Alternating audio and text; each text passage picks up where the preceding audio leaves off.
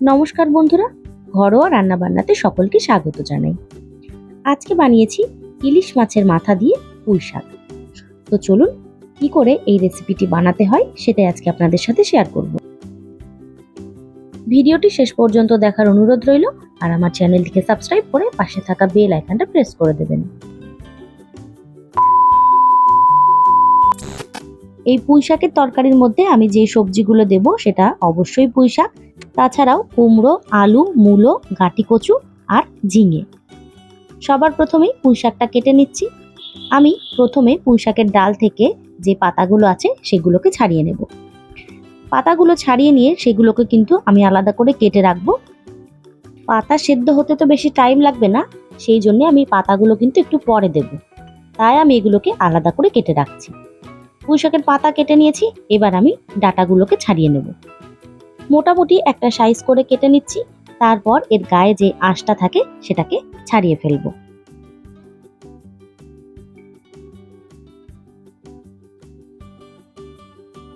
এরকম করে কিন্তু পুরো পুঁই শাকটাকে পাতা আর ডাঁটা এরকম আলাদা করে কেটে নেব।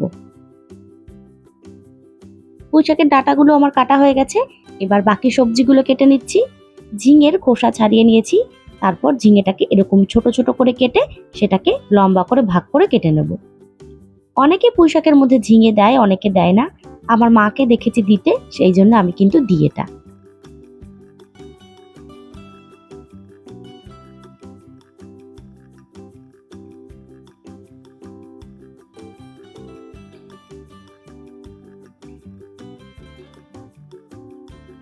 ঝিঙে কেটে নিয়ে তারপরে কেটে নেব কুমড়ো। কুমড়োটারও খোসা ছাড়িয়ে নিয়েছি, কুমড়োটাকেও এরকম ছোট টুকরো করে কেটে নেব।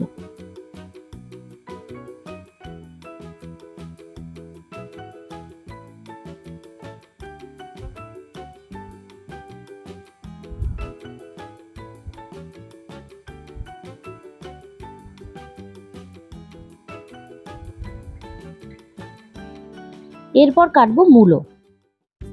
মূলো অনেকেই আমরা পছন্দ করি, আবার অনেকে কিন্তু পছন্দ করি না। তবে এই পুঁই শাকের তরকারি কিংবা বিভিন্ন নিরামিষ তরকারির মধ্যে মূলোটা দিলে কিন্তু দারুণ লাগে সেটা খেতে। মূলোটা একটু লম্বা করে কাটছি, কারণ মূলোটা গলতে কিন্তু একটু টাইম লাগবে।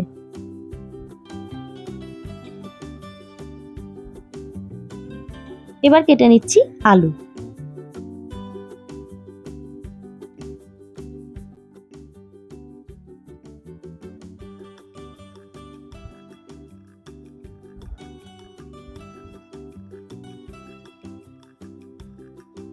এরপর কাটবো কচু। এটাকে অনেকে গাঁটি কচু বলে, অনেকে আবার মুখী কচু বলে।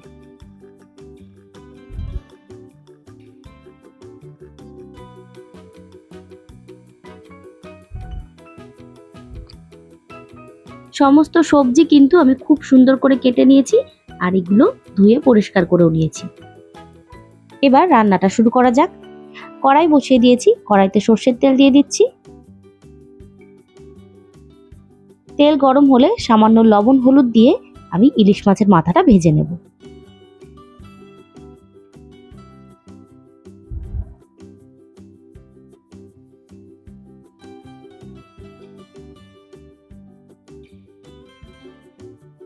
মাথাটা ভাজার সাথে সাথে আমি কিন্তু একটু ভেঙেও নিয়েছি।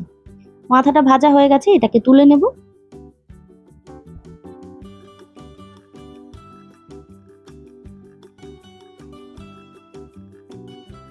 এবার এই তেলের মধ্যে দিয়ে দেব শুকনো লঙ্কা আর দেব 5 ফোড়ন।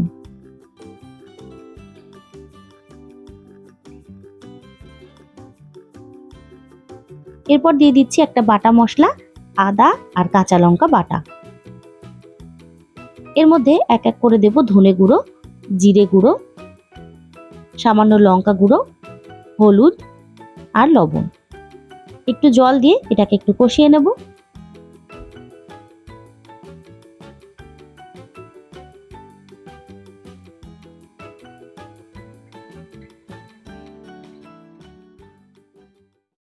মশলাটা কষানো হয়ে গেছে, এবার যে সমস্ত সবজিগুলো আমি কেটে রেখেছিলাম সব এর মধ্যে দিয়ে দিচ্ছি।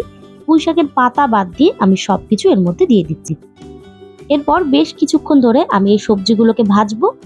সবজিগুলো কিন্তু খুব ভালো করে ভাজতে হবে। এরকম ছাড়াও সবজিগুলো আগে থেকে ভেজে রেখে তারপর মশলা দিয়ে তার মধ্যে সবজিগুলো দেওয়া যায়। ওটা একটু সময় সাপেক্ষ, সেই জন্য আমি একবারই মশলা দিয়ে তারপর সবজি দিয়ে দিয়েছি। দেখুন সবজিগুলো থেকে একটু জল বেরিয়ে গেছে। এবার আমি পুঁইশাকের যে পাতাটা কেটে রেখেছিলাম সেটা এর মধ্যে দিয়ে দিচ্ছি। এই পাতাটা থেকেও বেশ কিছুটা জল বেরোবে। এই জলেই কিন্তু আমার সমস্ত সবজিটা সেদ্ধ হয়ে যাবে। আস্তে আস্তে সময় নিয়ে আমি এটাকে নাড়তে থাকবো আর সবজিগুলোকে ভাজতে থাকবো। দেখুন সবজিগুলো বেশ ভালো করে ভাজা হয়ে গেছে। এখন দিয়ে দেব ভেজে রাখা ইলিশ মাছের মাথা। আবার এটাকে কিছুক্ষণ নাড়াচাড়া করব, আর একটু আমি এটাকে ভেজে নেব।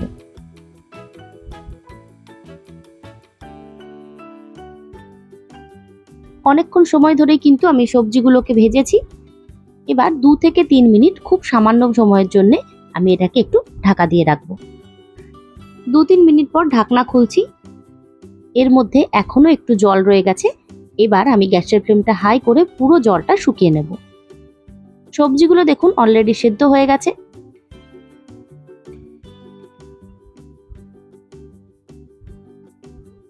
সবজিটা আমার খুব ভালো করে ভাজা হয়ে গেছে। এরপর আমি এর মধ্যে সামান্য একটু জল দিয়ে দেব।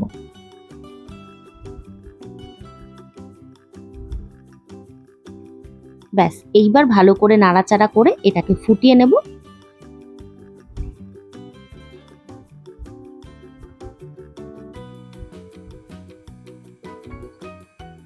সমস্ত সবজি ভালো করে সেদ্ধ হয়ে গেছে। তরকারিটা যে ফুটছে সেটা দেখলেই বুঝতে পারবেন। আর কোনো কাজ নেই, এখন এটাকে নাড়াচাড়া করে একদম শুকিয়ে ফেলবো। দেখতে থাকুন, বুঝতে পারবেন। এখনো কিছুটা জল রয়েছে, আরো একটু আমি এটাকে শুকিয়ে নেব। ব্যাস, ফাইনাল লুক চলে এসছে। ইলিশ মাছের মাথা দিয়ে পুঁইশাক কিন্তু একদম রেডি। গরম গরম ভাতের সাথে এটাকে সার্ভ করুন। কেমন লাগলো রেসিপিটি অবশ্যই জানাবেন। আর আমার ভিডিওটি ভালো লেগে থাকলে লাইক, শেয়ার, কমেন্ট করবেন। এবং আমার চ্যানেলে সাবস্ক্রাইব করা না থাকলে অবশ্যই সাবস্ক্রাইব করে পাশে থাকা বেল আইকনটা প্রেস করে দেবেন। ধন্যবাদ। দেখা হবে নতুন একটি ভিডিও নিয়ে।